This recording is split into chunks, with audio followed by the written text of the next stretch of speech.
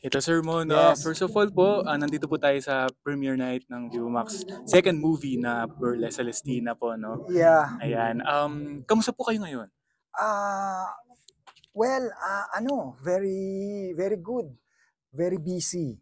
Ah, Part ako ng series ng Viva, Studio Viva na Lumuhod Ka sa Lupa, starring Kiko Estrada sa TV5 yan.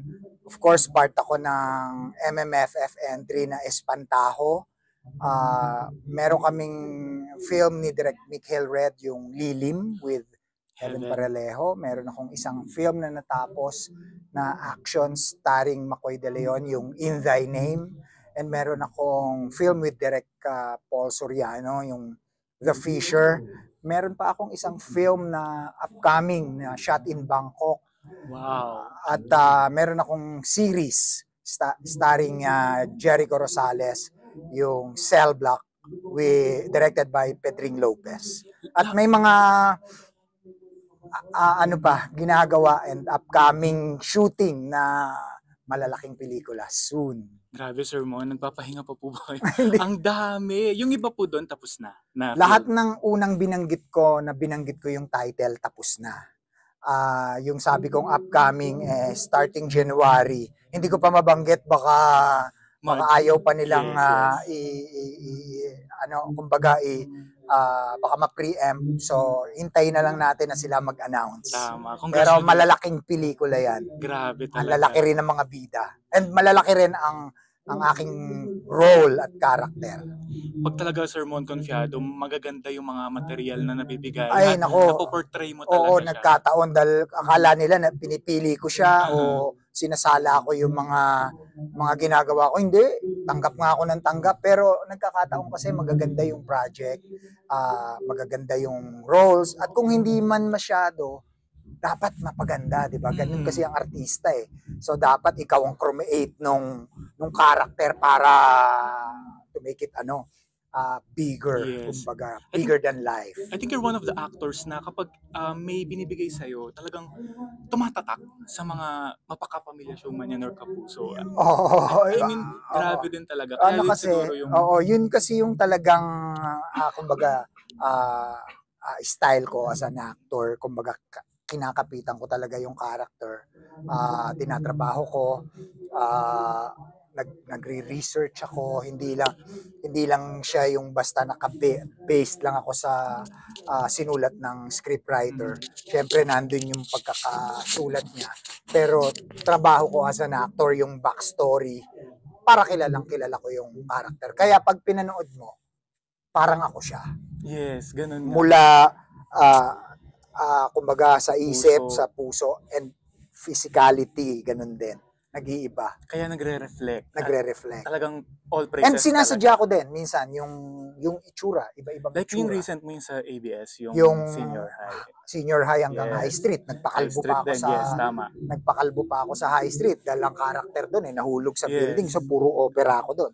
And idea ko yun na sinuggest ko sa director namin, sa producer namin, and buti na lang in-approve nila. That's how creative and passionate you are talaga. Oo, kasi may dream role ka pa po ba na hindi pa nagagampanan sa lahat ng mga... Actually, wala akong dream role, pero ang exciting kasi sa akin palagi kung paano kung gagawin eh. Let's say, halimbawa, ang role ay driver. So parang pag inisip mo, wala, plain lang, 'di ba, driver. Tama. Pero ang daming pwede, 'di ba? Complex. Oo eh. Driver yung kanyang profession, pero anong klase siyang driver? Exactly. Ano ba ang nasa isip ng driver na yan at nasa puso niya at yung dala-dala niya? So, makikreate mo siya eh. Magiging character siya na hindi lang siya driver. Ganun eh. Ito naman po, syempre 50th MMFF is very special. And then you're one of the cast ng Espantajo. Kamusta po yung pakiramdam na mapabilang? Nako, ako'y very honored talaga dito sa cast ng Espantajo kasi puro reyna ng mga horror films yung kasama ko rito. Judy Ann Santos, Janice de Belen na magmula pa sa Shake, Rattle and Roll hanggang anak ni Janice na nakakatakot ay nandyan na. Miss Lorna Tolentino ng Patayin sa Sindak si Barbara, Miss Chanda Romero, Eugene Domingo, JC Wow. Santos, napakadaming magagaling na cast itong Espantaho. Kaya ako'y nagpapasalamat at very, very privileged and honored na maging part ng cast. Although, lahat kasi halos ng mga horror films ni Direk Chito Ronyo, Your part. nandun ako. Okay. Mula sa Feng Shui, Sukob, Wow. T2, hanggang yung kahuli-hulihan niyang mga kaibigan ni Mama Susan, Ghost Kay Bride. Joshua yun. Oo, lagi akong nandyan. May Wow, malaki Lucky man o Charm. maliit ang role. Yes. Iba talaga. So, basta Chito Ronyo horror film, nakakatuwa naman na lagi niya akong kinakast. Ito, nakarating ba po sa inyo na dapat si Miss Vilma Santos daw yung gaganap sa karakter ni Miss Lorna? Nakarating ng konti sa akin yan, pero lately ko na lang din narinig actually nabasa ko lang din, hindi ako masyadong aware doon sa kung sino yung gaganap. Dapat, Pagdating ko kasi sa set, yun na yung ano ko. rolling na. Yun na yung nakita kong cast. So, recently, nababasa-basa ko, nakita ko. Ang problema, hindi ako aware. Hindi ko alam na ano. So, sakto lang naman, I guess, kasi si Miss Vilma Santos nasa Kabilaan, uninvited. Yes. Na napakaganda din. Tapos si Miss Lorna Tolentino, na yun Grand yata ang Slam. kanyang role. Hindi naman matatawaran si Miss Lorna Tolentino. Sabi ko nga, icon yan sa larangan. Grand Slam Best Actress natin yan. At napaka lalaki din ang kanyang mga pelikulang ginawa. So, tama lang. At least silang dalawa kasali sa MMFF. Ito po, working with Juday, Miss Judian, and then comeback film niya po ito. Kamusta yung working with, is this your first time working with her? Hindi. Actually, kahit yung bago pa lang siya at bago pa lang ako, yung muling ibalik ang tamis ng pag-ibig with Movie. Wawi de Guzman. Yeah. Magkasama na kami sa Aish Temas. Okay, yung with Dennis. Yung Japanese with Dennis Trillo, directed by Joel Pero ito, Lamangan. Ito, actually, parang walang pinagbago si Juday. Parang napaka-humble pa rin, maalalahanin. Lagi kami pinagdadala ng pagkain sa set, laging may pasalubong. Grabe.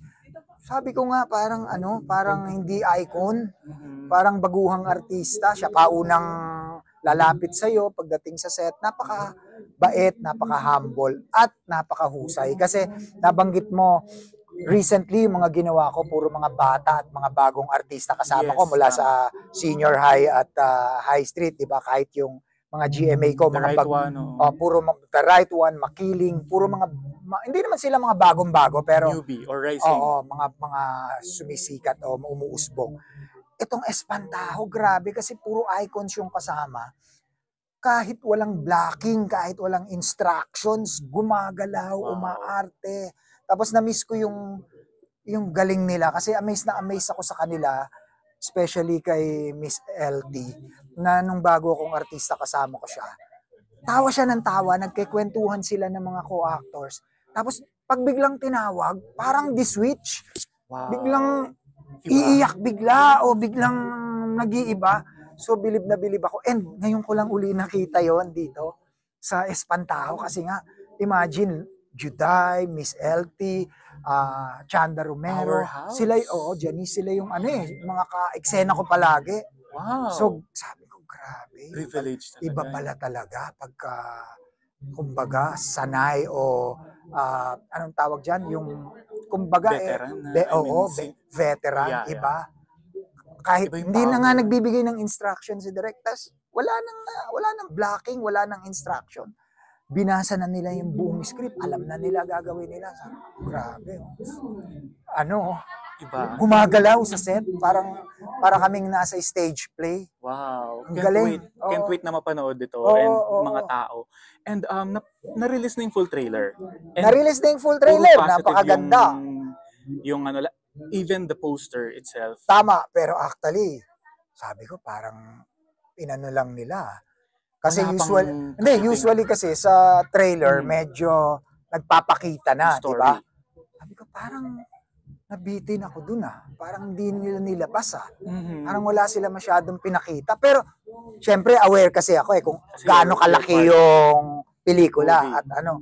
Pero yung mga nakakita dun sa trailer, tuwan-tuwa na sila at Doon ano pa na lang, sila.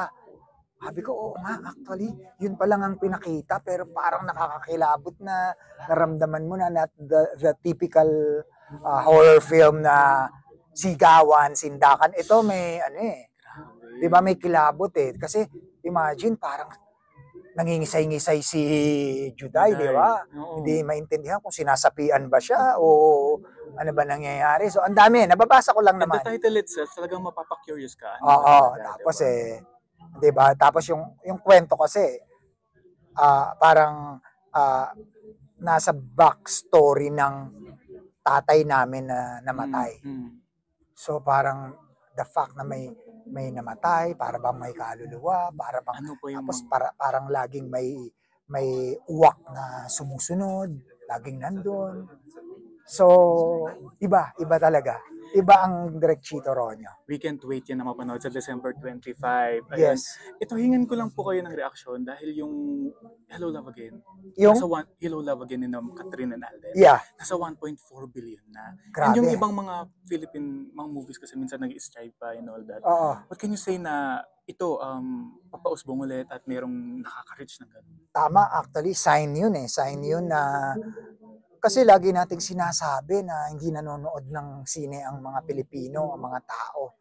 Pero bakit ang Hello Love Again? 'Di ba? Pinanood nila. Ibig sabihin, naghihintay lang sila talaga ng magandang kumbaga material o magandang pelikula o magandang ihahain natin. So pag talagang maganda, pinapanood naman ng mga Pilipino. Hindi naman totoong ayaw nila manood. Although talagang mahal ang sine, talaga naman kung ikaw ay ordinaryong nagtatrabaho lang para gugulin mo yung buong sweldo mo. Tsaka kalaban po natin streaming. Tama, tas ang daming choices, may mga streaming. Pero pag maganda yung hinain, gusto nila yung artista, pupunta sila, imagine, naka 1.4 billion. So, sign ito. At nakikita ko ito sa Metro Manila Film Festival. Walang tapon lahat. Grabe. Sana magtuloy. Kinikilabutan ako sa mga trailers na inilabas nila recently. So, bakit nila kailangan unang panoorin ang Espantao? Yun nga, as I've said, ito ay package. Alam naman natin ang mga Pilipino, mahilig yan sa horror films. Hindi lang kasi ito horror film. Tinalakay talaga nila yung kulturang pamilyang Pilipino na of course may dalawang pamilya na nag-aagawan sa mana o sa ari-arian na parang hindi na narespeto. Nasa kasi yan nasa kasalukuyang pagluluksa. So ganon So normal yan sa mga Pilipino, kaya I guess makaka-relate sila. So dapat unahin nyo na yung Espantaho, and after that panoorin nyo lahat. Ang daming magaganda. Hindi magsisisi ang audience natin this Christmas. Ito, one more thing. Willing to work with Catherine and Alden? Or naka-work nyo na sila? Naka-work ko si Catherine, bata pa siya. Hindi pa siya sikat. Nagulat nga ako na eventually grabe na siya kalaki. And si Alden naman, meron kaming isang episode sa Magpakailanman. Gumanap akong father niya. Wow. Ang sarap din katrabaho. So sana isang malaking kagaya ng Hello Love Again o isang proyekto na kagaya ng mga ginagawa nila, mapasama ako. I'll be very honored syempre na ako maging part ng pelikula nila. Hingin ko lang din po kayo ng reaction dun sa kasi si Paolo nakasama mo sa Goyo. Yeah, Paolo Avellino. Yes. And then ngayon, parang iba na yung aura niya ngayon with kimchi and all that.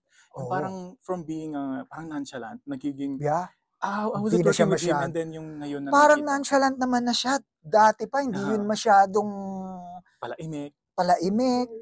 Parang hindi masyadong maraming issue, di ba? Maliban sa mga love life na very minimal lang din.